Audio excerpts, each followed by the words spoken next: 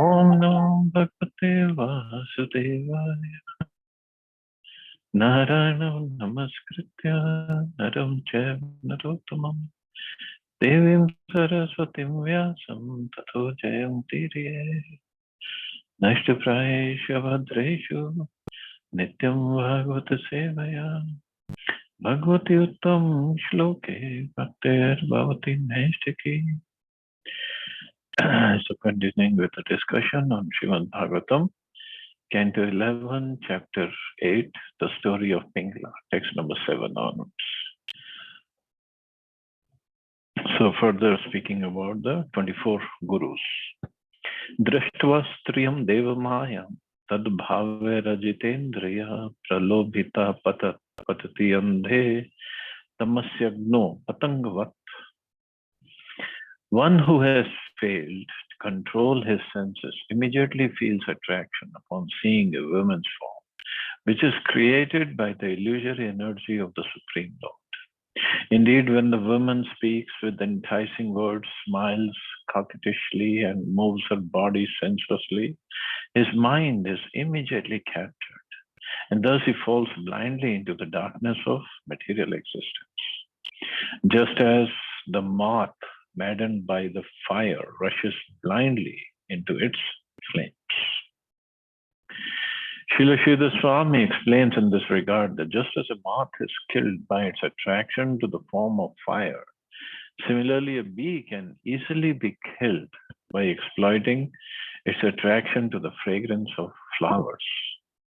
Furthermore, hunters may trap and kill an elephant by exploiting its sensuous desire to touch a captive female elephant. They may also kill a deer by attracting it with the sounds of their horns, and a fish is killed by its desire to taste the bait on a hook.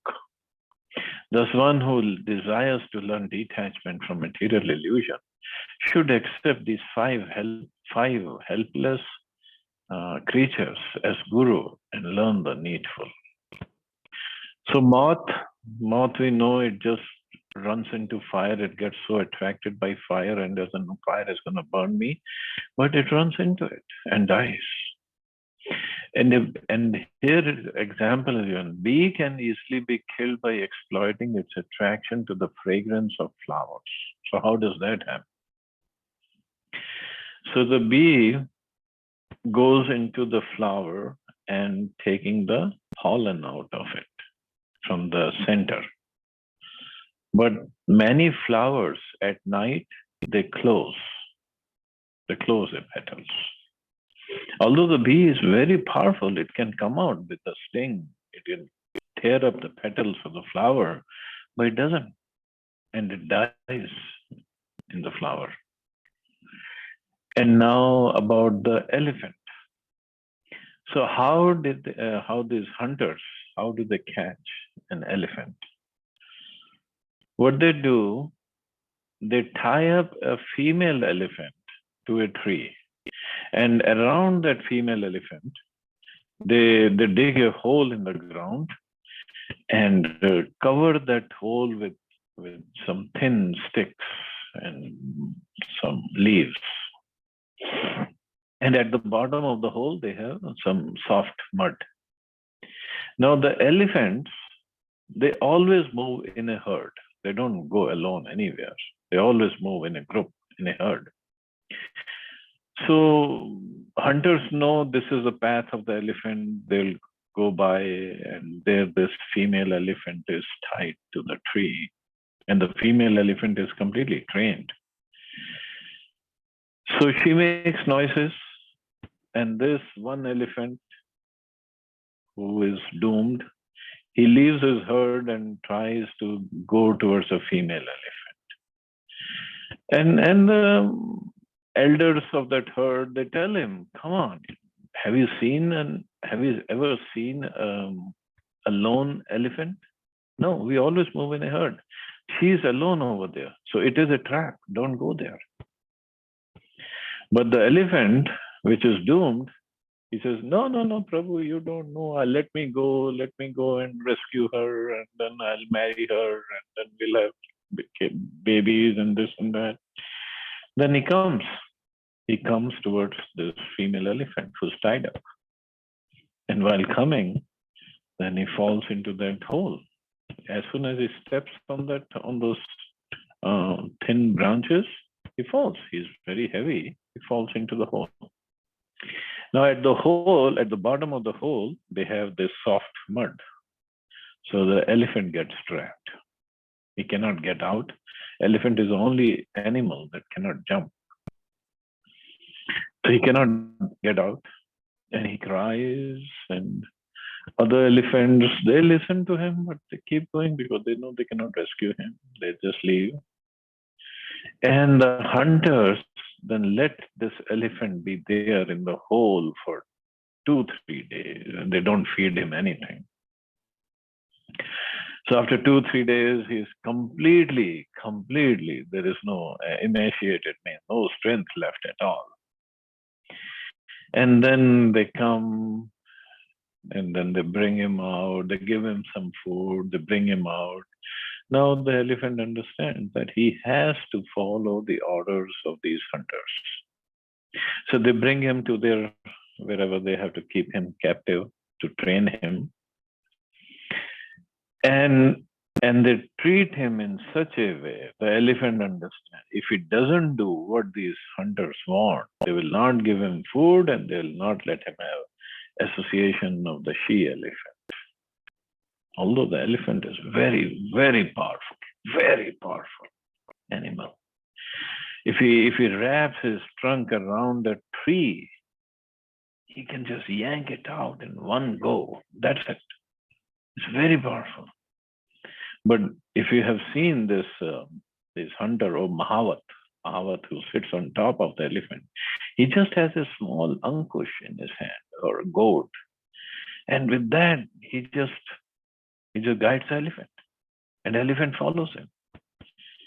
Because the elephant forgets who he is.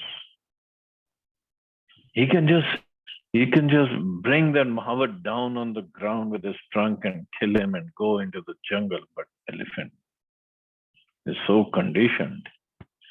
He thinks, if I don't follow the orders of this Mahavat, I'll not get anything to eat. And he's caught. And then what? A deer.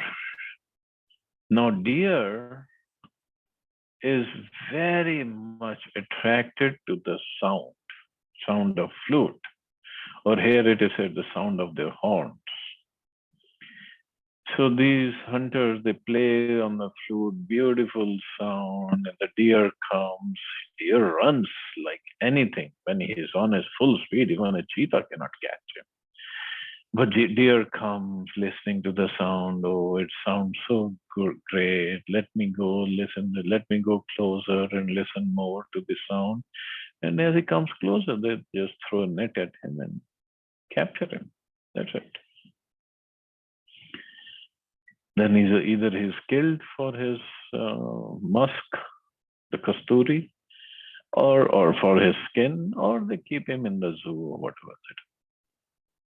And the fish is killed by its desire to taste the bait on a hook. So what this fisherman does, not the one that they go with the net, those who want to capture a single fish, they have the fish line, and at the end of the fish line, they have this bait. Bait could be a small worm. Sometimes it is live, sometimes it's just an imitation worm, because here in America, fishing is such a huge business. So they have so many different colored and different texture of worms. So he lowers it in the water, and the fish comes. Fish wants to eat that worm. So fish eats that worm. But the expert fisherman doesn't pull out the fish right away. He sees some movement in his fishing rod. He lets the fish take the worm deep inside his stomach. So with the worm goes the hook inside the stomach. And when the hook is inside the stomach, then the fisherman starts pulling him out, and then that's it. The hook gets stuck in his bones, and that's it. Fish is out with the hook, and fish is caught. For what? Just because he thinks this worm that is hanging in the water is very tasty. He doesn't understand there cannot be any worm hanging in the water at one place. The worms are always swimming around. But this is how these 5 helpless creatures, they get caught and they get killed. So we should understand. I mean, all these animals, they have just one little flaw, like elephant because for his sex life, and deer because of the sound, and the fish for eating, and the bee likes the fragrance, and the moth likes the attraction to the form of the fire. They get attracted just by one sense, and they get killed. We, on the other hand, we have all our senses so advanced. So human being, they get carried or killed or captivated by all of their senses, not just one, all. Although intelligence is there, but we hardly use that when we get captured. Captured by Maya. Of the 5 types of fatal attraction involving material sense objects, the lesson of Rupa or form is illustrated in this verse. So this is how a human being gets attracted, gets entangled, and that's it. His spiritual life is gone. Yoshidhiranya bharanam baradi dravyeshu maya rachiteshu muna pralobhitatma hi upabhog buddhya patangavan nashyati nashta drishtihi. A foolish man with no discrimination is immediately aroused at the sight of a woman beautifully decorated with golden ornaments, fine clothing, and other accoutrements, or means other fashion things. Being eager for sense gratification, such a fool loses all intelligence and is destroyed, just like a moth rushing into a blazing fire. Actually, women have the power to attract men through all of the material senses. Men become lusty by seeing the body of a woman, by smelling her fragrance, by hearing her voice, by tasting her lips, and by touching her body. However, the foolish relationship based on material sex attraction begins by seeing, and thus rupa or form is very prominent in the process of ruining one's intelligence. This fact has been exploited in modern times by huge pornography industries, which prey on unfortunate men and women. The example of the foolish moth rushing into the fire and destroying itself is most appropriate in this regard. For one who becomes addicted to the momentary pleasure of sex indulgence certainly loses his power to understand the spiritual reality behind dull matter. And it's not just these days. This has been from the very beginning of creation. The attraction between man and women is so strong. It's so strong. Mithuni bhava metam. That no matter how powerful a man is, whether spiritually or materially or physically, he just forgets. He becomes just like a plaything in the hand of him. Big kings have lost. Big leaders, religious leaders, spiritual leaders, political leaders, or industrialists, they have lost everything for women. And for what? As it is said here, for momentary pleasure of sex indulgence. It is very, very strong, this attraction. A lusty person becomes blind and foolish through sex indulgence, and his soul is lost in the fire of sense gratification. This whole disaster can be avoided by taking seriously to the process of chanting the holy names of the Lord. Hare Krishna, Krishna Krishna, Hare Hare, Hare Ram, Ram Ram, Hare Hare. Chaitanya Mahaprabhu and his empowered representatives, such as Srila Prabhupada, have created a movement to save people from the dungeon of material life. And we should all seriously take advantage of this opportunity. And not just chanting, by reading Prabhupada's books sincerely, we develop this knowledge and we develop detachment from all these worldly sense-attracting objects. Stokam stokam grased grasam deho vartet yavata grihan hinsan atishthed vrittim madhukarim muni. A saintly person should accept only enough food to keep his body and soul together. He should go from door to door accepting just a little bit of food from each family. Thus, he should practice the occupation of the bumblebee. That's why it's called Madhukari. Madhukar. A bumblebee is a Madhukar. So he gets pollen from all the flowers. So similarly to a bumblebee, a saintly person should go for Madhukari. Sometimes a bumblebee is attracted by the extraordinary aroma of a particular lotus flower and lingers there, neglecting his usual activity of flying from flower to flower. Unfortunately, at sunset, the lotus flower closes, and thus the infatuated bumblebee is trapped. Similarly, a sannyasi or brahmachari may discover that excellent foodstuff is available at a particular house. And therefore, instead of wandering from place to place, he may become a veritable resident of such a well-fed household.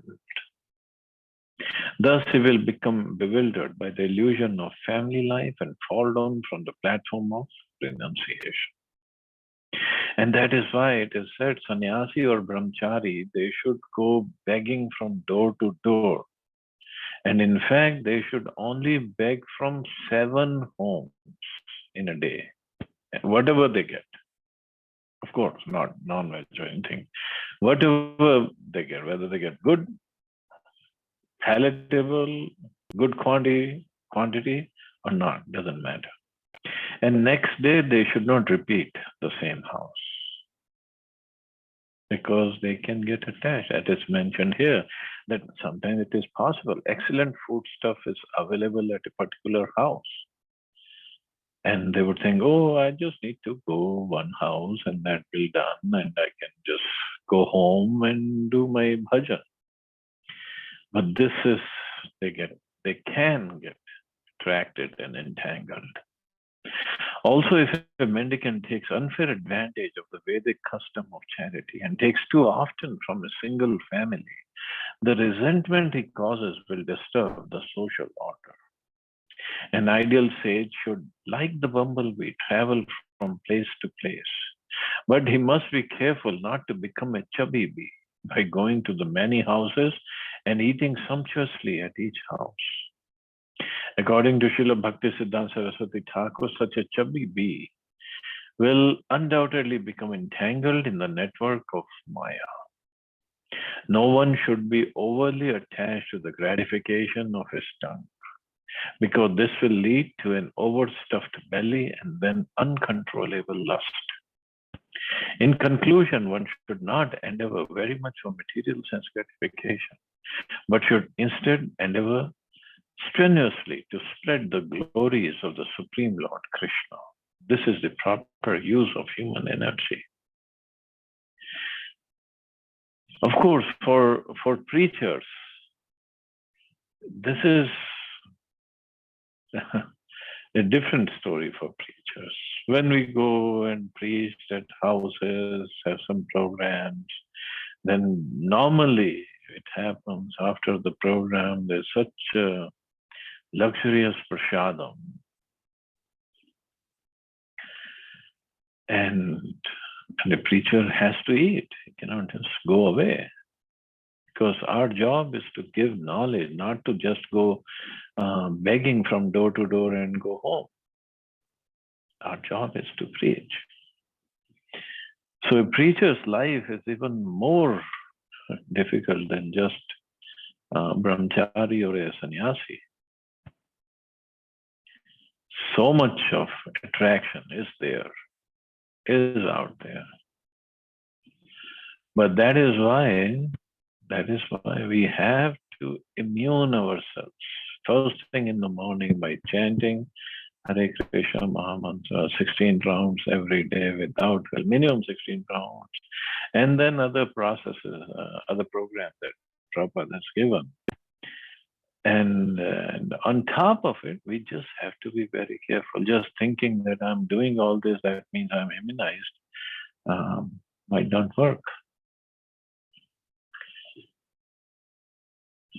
So one has to be very, very careful. That's all. Anubhyascha mahadbhyascha shastrebhya kushlo nara sarvata saram adadyat pushpebhya iv shat padaha. Just as a bumblebee takes nectar from all flowers, big and small, an intelligent human being should take the essence from all religious scriptures. In human society, the original knowledge is called Veda, and the essential part of Veda or knowledge is Krishna consciousness. As stated in Bhagavad Gita, Vedasya sarvairaham vedya. From the bumblebee, an intelligent human being should learn to take the essence or nectar of all knowledge. A bumblebee does not waste its time trying to carry away an entire bush or garden, but rather takes the essential nectar. We may thus study the difference between the bumblebee and the ass who carries heavy loads. Education does not mean to become an intellectual ass carrying heavy loads of useless knowledge. Rather, one should accept the essential knowledge that leads to an eternal life of bliss and understanding. So again, the example of bumblebee, but in a different way. That bumblebee goes to different flowers and gets the essence, the nectar. So similarly, a devotee should take the essence from all the scriptures. Doesn't mean he has to study and memorize everything. Just take the essence. At the present time, people generally have a sectarian concept of religion, and yet there is no scientific understanding of the absolute truth. Such complacent, dogmatic, sectarian religionists can certainly learn something from the example of the honeybee given in this verse. But for that, one has to be very broad-minded. One cannot be close-minded and thinking that I can take this, or this is essence, or my religion is the best sectarian understanding, and I don't need to learn from anybody else, anything else. Everybody else has fallen. No, we can learn. We can learn from everything. Here, 24 gurus are there. So, and they're not even, there's not from religion or anything. It's just material beings. So if one can learn from these, like bumblebee and elephant and fish and moth, why not learn from different scriptures? But again, one just has to get the essence and follow that, keep going. So I guess we can stop here. See anybody has any questions or comments?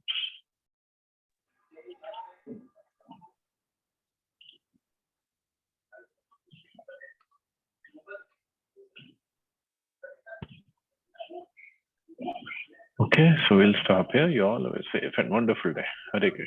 Jai Shri Prabhupada.